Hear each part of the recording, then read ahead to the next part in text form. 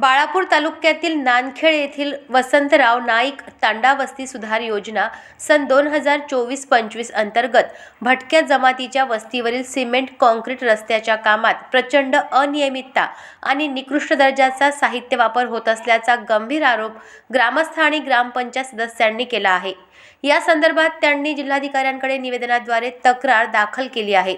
ग्रामस्थांचे म्हणणे आहे की संबंधित ठेकेदार शासनाने ठरवून दिलेल्या नियम, इस्टिमेट व नकाशानुसार कोणतेही काम करत नाहीत। सिमेंट, लोखंड, गिट्टी, मुरुम आदी सर्व साहित्य अत्यंत खराब दर्जाचे वापरण्यात येत असल्याने शासनाची आणि जनतेची उघडपणे फसवणूक होत आहे।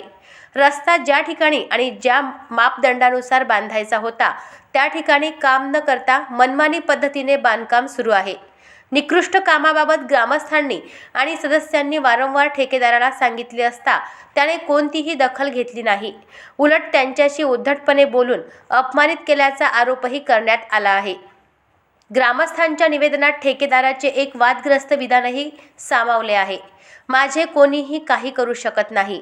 हे काम मी वरच्या स्तरावरून पैसे देऊन आणले आहे। सर्व कर्मचारी आणि अधिकारी माझ्या मताचे आहेत। माझे बिल व काम कोणीही थांबवू शकत नाही, असा ठेकेदाराचा गर्विष्ठ दावा ग्रामस्थांनी पत्रात नमूद केला आहे।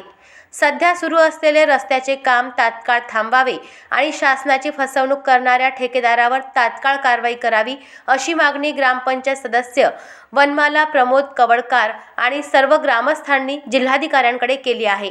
अन्यथा संपूर्ण गावाच्या वतीने तीव्र आंदोलन छेडण्याचा इशारा देण्यात आला आहे।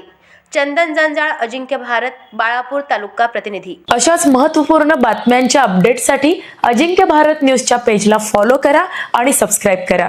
Thank you for watching.